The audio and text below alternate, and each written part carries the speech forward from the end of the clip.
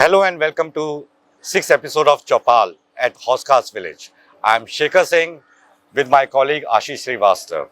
Today our focus will be on urban villages and farmers. Unlike other parts of the country, villages in Delhi share a very unique status. Neither they are fully urbanized nor they are wholly rural. And this status fosters a lot of issues for them. Solanki जी, हमारा पहला प्रश्न आपसे है, दिल्ली के गांव की स्थिति क्या है? अब इलेक्शन आ गए हैं, कहीं ना कहीं मुद्दे आपके भी हैं, आप उठाते आए हैं, तो हम इस पर थोड़ा विस्तार से आपसे जानना चाहेंगे कि दिल्ली के गांव की क्या स्थिति है आज के समय में। देखो, पिछले 2 साल से हम लगातार आंदोलन कर रहे हैं और सरकार के सभी प्रतिनिधियों से हम लोग मिल चुके हैं और कुछ समस्याओं का समाधान हमारा हुआ, लेकिन जो हमारी बड़ी समस्याएं थी वो जो की तो पड़ी हुई है। तो अब हम तो इस बात को लगातार कहते आ रहे हैं, दिल्ली के ये वो 360 गांव हैं जिनकी जमीनों पे दिल्ली बसी, आज इनके हालात बद से बदतर हो गए और सैकड़ों से ज्यादा गांव हैं जो स्लम बन चुके हैं। तो हम पिछले 2 साल से इस बात को कहते आ रहे हैं और अब की बार हमने ये तय किया है कि भाई अब इससे ज्यादा हम बर्दाश्त नहीं करेंगे। तो हमने पहले, जब ये चुनाव से पहले लगभग 4 महीने पहले सरकारों को चेतावनी भी दी थी, पार्टियों को, कि भाई हमारी समस्याओं का समाधान नहीं हुआ तो हम चुनाव का बहिष्कार करेंगे। लेकिन जैसे जैसे आगे बढ़ा तो बहुत सारे जो हमारे एनालिस्ट हैं, चाहे कोई जज हो, चाहे अधिकारी हो, या मीडिया के साथी हो, या हमारे जितने बड़े बुजुर्ग थे, सबने विचार विमर्श करके इस फैसले पे गए कि हम बहिष्कार की बजाय अब की बार अपनी सरकार बनाएं और सरकार वो बनाए जो हमारे हितों का ख्याल रखे। तो हमने 22 तारीख की जो मंगोलपुर में महापंचायत थी, वहां पर यह निर्णय लिया था कि दिल्ली देहात के लोग, दिल्ली के सभी 360 गांव और 36 बिरादरी के लोग अब की बार एक मत होकर एक साथ वोट करेंगे और वोट उसको करेंगे जो हमारे हितों की रक्षा करेगा, जो दिल्ली देहात के इन मुद्दों का समाधान करेगा और जो कहीं ना कहीं दिल्ली देहात के वर्चस्व की हम लड़ाई लड़ रहे हैं, इसमें हमारा साथ देगा। तो ये तो तय है कि अब की बार दिल्ली के सभी 360 गांव एकजुट होकर आगामी फैसला लेंगे और वो जल्द ही आप लोगों को भी बता दिया जाएगा। क्या क्या समस्याएं हैं इन 360 गांवों की?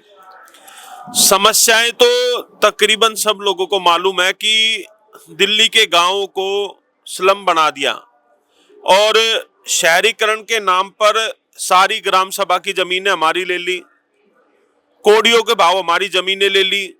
अब सरकारें चाहती है कि हमसे टैक्स वसूली करें। हमारी ये मांग है कि दिल्ली के गांवों में, चाहे लालडोरा हो चाहे एक्सटेंडेड लालडोरा, वो टैक्स फ्री होना चाहिए। और पिछले साल इसकी घोषणा भी दिल्ली के उस समय के मेयर और डिप्टी मेयर ने की थी, लेकिन उसका नोटिफिकेशन अभी तक नहीं आया। हम चाहते हैं कि उसका नोटिफिकेशन आए। दूसरा मुद्दा हमारा लालडोरे का विस्तार, जो 1908 के बाद आज तक नहीं हुआ है। हम चाहते हैं कि जब अंग्रेजों के समय में लाल डोरे का प्रोविजन 1908 में किया गया तो वो इसलिए किया था कि ये आबादी यहाँ के मूल निवासियों की है या यहाँ के ग्रामीणों की है और इन पर किसी तरह का कोई टैक्स नहीं थोपा जाएगा। लेकिन आजकल की सरकारें उस लाल डोरे का तो विस्तार कर नहीं पाई और ऊपर से हमारे ऊपर उसमें टैक्स थोपने का प्रयास करती है। और ये लड़ाई कोई आज की नहीं है, ये लड़ाई हम वर्षों से लड़ते आ रहे हैं। अब जाके पिछले साल हमने इसमें घोषणा कराई, लेकिन दुर्भाग्य से वो भी अभी तक उसका नोटिफिकेशन अटका हुआ है। दूसरा मुद्दा हमारा जो लाल डोरे का बढ़ने का विस्तार का, जो मैंने कहा था कि लाल डोरे का विस्तार होना चाहिए। तीसरा, जो हमारी सर्कल रेट पड़ोसी राज्यों के मुकाबले काफी कम है, वो सर्कल रेट बढ़ाकर 10 करोड़ रुपए प्रति एकड़ होना चाहिए। चौथा, हमारा जो कृषि का दर्जा दिल्ली के किसानों को नहीं है, वो कृषि का दर्जा मिलना चाहिए। धारा 81, 33 जैसी गंभीर धाराएं, उनको समाप्त करके उनके पुराने मुकदमे खत्म होने चाहिए। जो हमारी जमीन अधिग्रहण की गई, उसके बदले जो वैकल्पिक प्लॉट का प्रावधान सरकारों ने रखा था वो भी बंद कर दिए। लगभग 18,000 फाइलें अभी पड़ी हुई है, उनको खोला जाए। और एक तरफ सरकार बात करती है स्मार्ट सिटी की, तो हमने कहा कि देश की राजधानी के अंदर स्मार्ट विलेज डेवलप होने चाहिए। तो ऐसी तमाम हमारे मुद्दे हैं जिनको लेकर हम काफी लंबे समय से संघर्ष कर रहे हैं। और एक मुद्दा हमारा, जो हमारी ग्राम सभा की जमीनें ली गई, वहां पर प्राइवेट संस्थाओं को सरकारें देती है, एक दूसरे डिपार्टमेंट को देती है, उसके बदले पैसा मिलता है, उस पैसे का ग्रामीणों को पता ही नहीं। हम चाहते हैं कि जो ग्राम सभा की जमीन है वो गांव के डेवलपमेंट में यूज में आनी चाहिए। तो ऐसी तमाम हमारी सभी समस्याएं हैं, चाहे मास्टर प्लान 2041 की बात करें, क्योंकि लगभग पिछले कई वर्षों से दिल्ली में डेवलपमेंट रुक गया। और हमें ये डर सता रहा है कि जैसे पहले गांव के हालात बद से बदतर हुए, गांव के साथ साथ जो कॉलोनियां बस गई, उससे कहीं ना कहीं डेवलपमेंट रुक गया। हम चाहते हैं कि जो हमारे गांव बचे हुए हैं जहां पर डेवलपमेंट हो सके, वहां पर जल्द से जल्द मास्टर प्लान लाके और किसानों के हित वाली लैंड पूलिंग पॉलिसी और जीडे पॉलिसी लाए, ताकि दिल्ली के गांव में भी डेवलपमेंट हो सके। और जिस तरीके से गुड़गांव और नोएडा हमारे से काफी पीछे होते थे, आज वो हमारे से काफी आगे चले गए, तो दिल्ली में भी डेवलपमेंट होना चाहिए। तो ऐसे तमाम हमारे मुद्दे जिनको लेकर हम संघर्ष कर रहे हैं, और उम्मीद है कि हमें इसमें कामयाबी मिलेगी। जी, मैं आप लोग से जानना चाहूँगा, ये हमारे व्यूअर्स के लिए है, क्योंकि जब बाकी प्रदेश हैं वहाँ के गांव की स्थिति बहुत डिफरेंट है और दिल्ली में आके गांव का डेफिनेशन बदल जाता है। तो जस्ट फॉर अ व्यूअर्स, अगर आप ब्रीफली बता पाए कि दिल्ली के गांव और बाकी जगहों के गांव में क्या डिफरेंस है? देखिए, डिफरेंस तो कुछ नहीं है। जहां जहां शहर आए, जहां जहां सिटी बसी, वहां वहां गांव कहीं ना कहीं लुप्त होते चले गए। और उसमें सबसे ज्यादा बुरा हाल दिल्ली के गांवों का हुआ, क्योंकि यहाँ पर सरकारों ने उस कदर उनकी देखभाल नहीं की गई, या उस तरीके से वहां डेवलपमेंट नहीं किया जिस तरीके से होना चाहिए था। हम ये चाहते हैं कि जब कॉलोनियों में डेवलपमेंट हो, शहरों में डेवलपमेंट हो, तो जिन गांवों की जमीनों पर ये शहर बसे उनमें भी डेवलपमेंट हो। वो उनके हालात, मैंने कहा ना कि स्लम जैसे बन चुके हैं। कई गांवों में जाने का रास्ता नहीं है, सीवर आप देखोगे तो हर एक गांव में उफान मारता है, और 20-20 दफे कंप्लेंट करने के बाद वहां पर सफाई नहीं होती। तो बेसिक जो चीजें हैं उनके लिए भी आज गांव तरस रहे हैं। तो जैसे कि ये टर्मिनोलॉजी तो दिल्ली में ही यूज होती है, अर्बन विलेज, बाकी जगह तो सिर्फ विलेज होते हैं। तो यहाँ पे जैसे आपने बताया कि खेती का अधिकार नहीं है अभी यहाँ के गाँवों को, तो उससे फिर मतलब क्या इश्यूज होते हैं, उस पर अगर आप थोड़ा, आप लोग अगर ब्रीफली बता पाए, सर अगर आप बता पाए। क्यों नहीं दिया गया है ये खेती का अधिकार, जबकि सारी जगह दिया जाता है? यहाँ दिल्ली में ऐसा क्या है कि क्यों नहीं अभी तक कृषि अधिकार मिला? देखो, ये जो है ना, शीला दीक्षित जी जब चीफ मिनिस्टर थी, उस समय पे खेती का दर्जा लिया गया था वापस, और हमने समय समय पे बात की। और शायद जो दिल्ली के अंदर 2 दिल्ली बस्ती है, एक जो लुटियन जोन की दिल्ली है और एक जो ग्रामीण दिल्ली है। तो जो लुटियन जोन में अधिकारी या नेता बैठे होते हैं, उनको लगता है कि दिल्ली में ग्रामीण है ही नहीं, या दिल्ली में गांव है ही नहीं, खेती होती नहीं। उसका एक बहुत बड़ा रीजन ये है, क्योंकि आज भी सैकड़ों से ज्यादा गांव ऐसे हैं जहां पर खेती होती है, और हमारी ये मांग है कि वहां पर खेती का दर्जा हमें मिलना चाहिए। क्योंकि वहां पर जो केंद्र सरकार की, चाहे आज की केंद्र सरकार, चाहे पूर्व की सरकारें हो, कोई भी सरकार हो, केंद्र सरकार की जो स्कीम है वो वहां पर उसका लाभ दिल्ली के किसानों को नहीं मिल पाता। दूसरा, ट्रैक्टर हम लोग यहाँ नहीं खरीद सकते। तीसरा, जो ट्यूबवेल के चार्जेस हैं वो भी हमें ज्यादा देना पड़ता है। तो इस तरह के जो खेती, तो अगर वहां पर ही बॉर्डर के पार अगर हरियाणा में जाए तो वहां की खेती सस्ती है, और दिल्ली में आए तो दिल्ली में महंगी है। तो ये क्यों है, इतना अंतर क्यों है? जब वहां भी किसान नहीं है, यहाँ भी किसान नहीं है, तो हम चाहते हैं कि दिल्ली के किसानों को खेती का दर्जा मिले। और रही बात, आपने कहा कि और जगह भी गांव हैं और दिल्ली के गांव हैं। मैंने कहा कि दिल्ली के गांव हो चाहे महाराष्ट्र के गांव हो, बॉम्बे के आसपास के, चाहे गुड़गांव या फरीदाबाद या ये जो गांव है, जहां शहरीकृत हो गया वहां गांव लुप्त होते चले गए।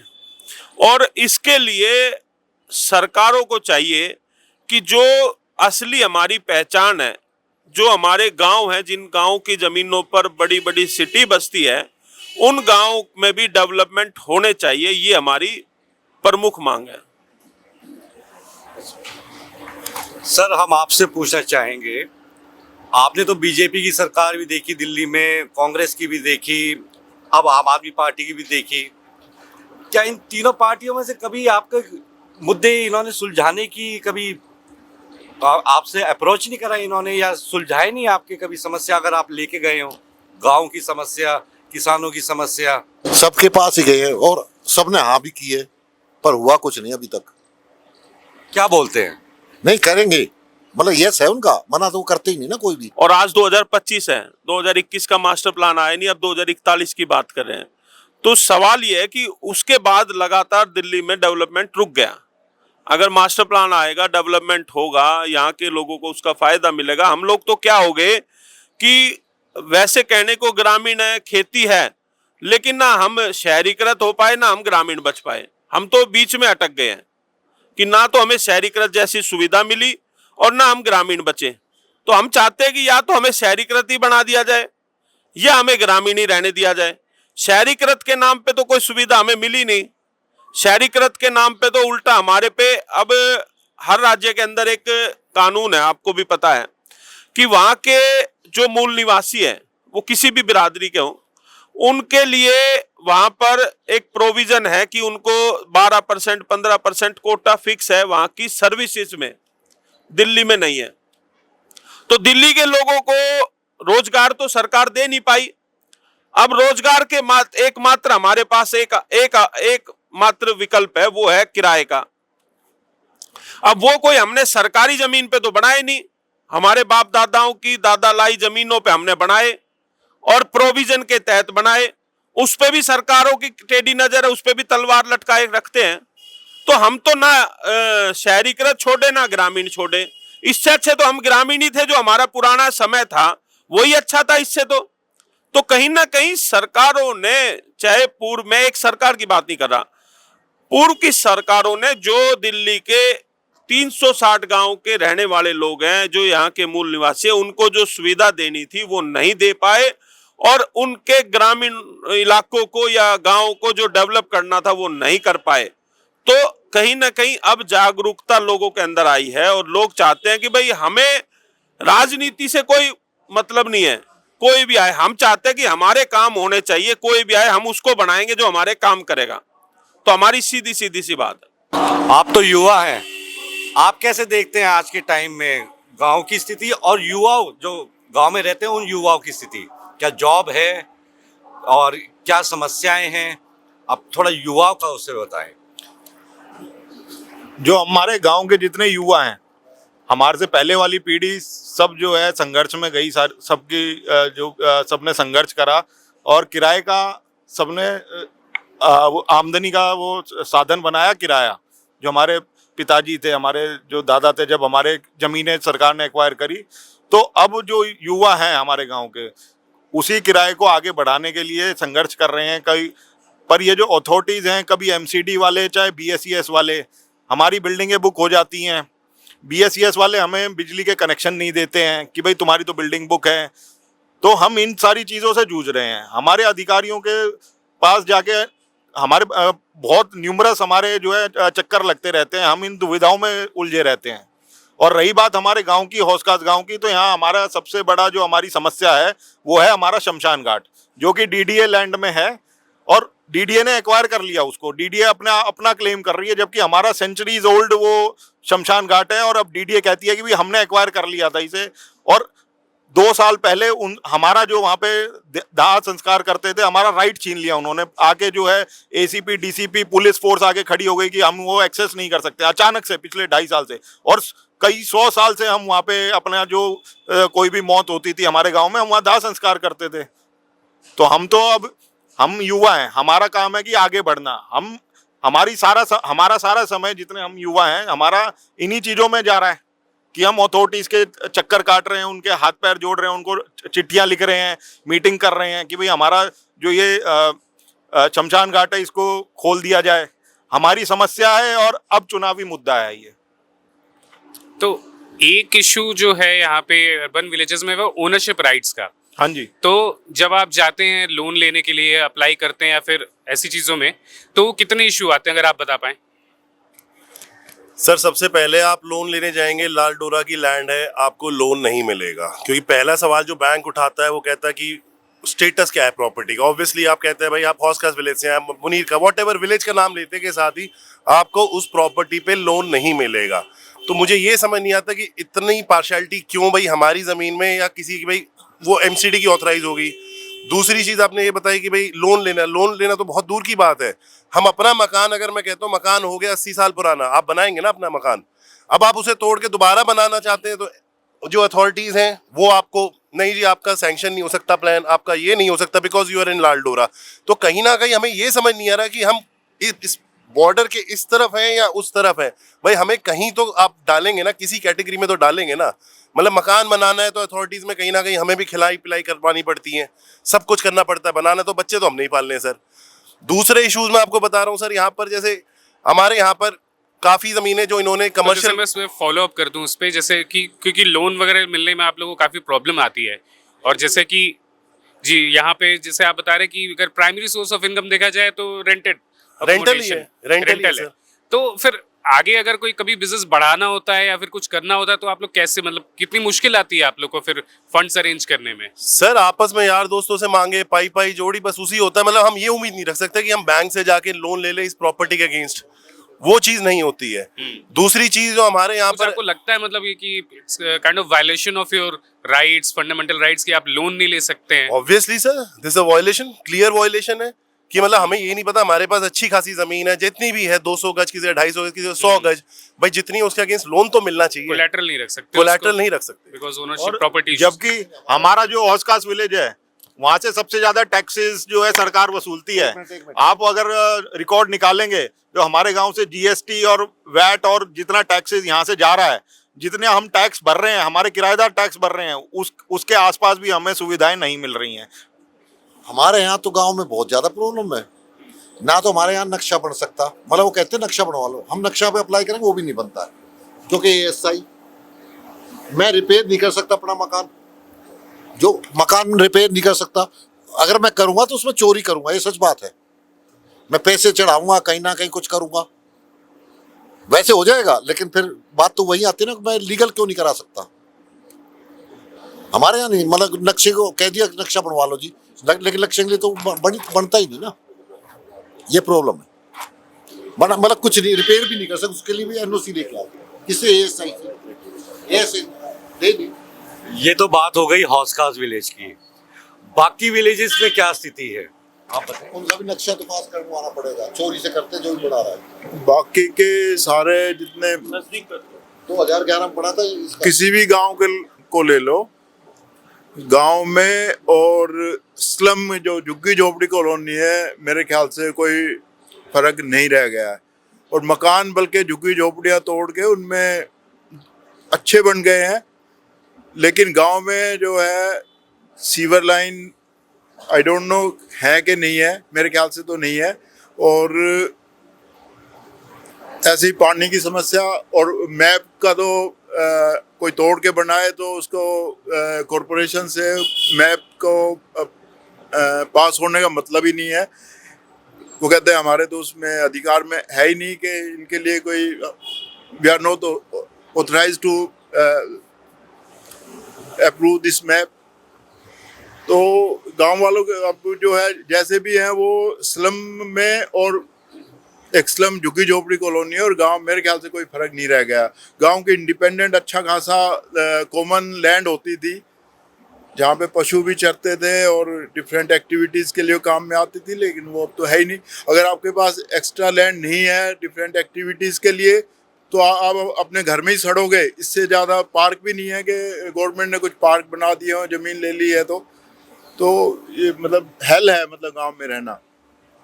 This is my opinion. तो आपके तो मैनिफेस्टो में काफी बातें करी गई हैं विलेजेस को लेके, उन पे आप थोड़ा लाइट डालेंगे? देखो, मैनिफेस्टो में जहां तक मैंने देखा, अभी तक आम आदमी पार्टी ने 15 गारंटियां दी हैं, जिसमें से उसमें दिल्ली देहात के लिए कुछ नहीं है।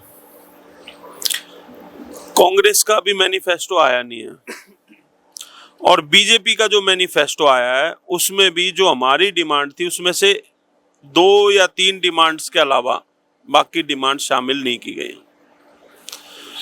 तो सवाल ये है कि जो हम लगातार कहते आ रहे हैं कि कहीं ना कहीं पार्टियां या सरकारें वो गांव का अस्तित्व खत्म करने के कगार पर है, और अगर गांव का अस्तित्व खत्म होगा तो फिर कुछ नहीं बचेगा, क्योंकि चाहे पूर्व के प्रधानमंत्री रहे हो, चाहे वर्तमान के हो, या जितने भी बड़े महानुभाव रहे, सबने कहा कि देश की तरक्की का रास्ता गांव से निकलता है। अगर गांव लुप्त हो जाएंगे, और वो भी देश की राजधानी के, तो फिर बचेगा क्या? तो मैंने कहा ना कि जैसे यहाँ की स्थिति है शमशान भूमि की, ऐसी सैकड़ों गांवों में समस्याएं हैं कि सरकारों ने वहां पर शहरीकरण के नाम पर सारी ग्राम सभा की जमीनें हैंडओवर कर ली। जबकि जो हमारी लास्ट मीटिंग थी दिल्ली के मुख्यमंत्री उपराज्यपाल से भी हमने बात कही थी कि सुप्रीम कोर्ट तक का ऑर्डर है, और वैसे भी ग्राम सभा की जमीनों पे गांव का अधिकार है। और फिर हम तो ये नहीं मांग रहे कि किसी एक आदमी के नाम कर दो या गांव के नाम कर दो, हम ये कह रहे हैं कि वहां पर जो भी सुविधा हो वो गांव के डेवलपमेंट में यूज होनी चाहिए। अगर गांव में आपने गांव की जमीनें ले ली ग्राम सभा की, तो आप उसके बाद गांव का विस्तार करना या गांव में सिविक जो समस्याएं हैं उनका समाधान करना, या पार्क या स्टेडियम, ये सब वहां पर खुल सकता था।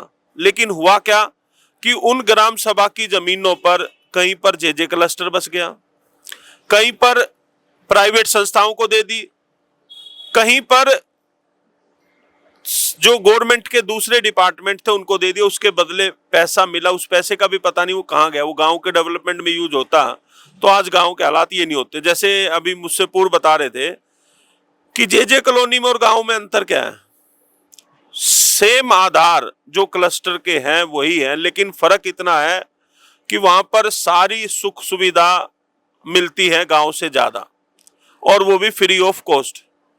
लेकिन गांव जिनका इतिहास है 1500 साल 1200 साल पुराना, उनके लोग वहां भी आज गरीब लोग रहते हैं। अभी मैं आपके माध्यम से बता दूं कि लोग ये सोचते हैं कि भाई किराए का साधन, किराए का कोई बहुत बड़ा साधन नहीं है। किसी का 50 गज में किराए का, किसी का 100 गज में है, सिर्फ उससे दाल रोटी चल रही है। कोई ये नहीं चल रहा कि भाई हमें कोई उससे बहुत बड़ा वो मिल गया। लेकिन सरकारों की सोच ये बन गई कि भाई ये तो बड़े वो है, लेकिन हम कहां से कहां पहुंच गए। पहले हम हेक्टेयर में थे, फिर एकड़ में आए, फिर गज में आ गए, और आज फ्लोर में आ गए। So we had a detailed discussion with the villagers here where they shared many issues which are troubling them. It includes property rights and civic issues, and one thing they prominently highlighted that the living standard of the villagers in Delhi are actually worse than JJ cluster or slums. Yes, yes. What do you think? Well, these 360 villages votes matter in this assembly election, and they are hopeful. Whichever party comes to the power will hopefully fulfill their demands. Right. And one thing also, they said that the manifestos of all three parties, none of the parties actually address their woes. Yes, yes, yes. So we'll have to see Let's see where they lean. where the tide would turn Yeah, this yeah. election. So with this, we would like to wrap up this episode of Chaupal. Please keep watching us, following us, and share and like our videos. Thank you.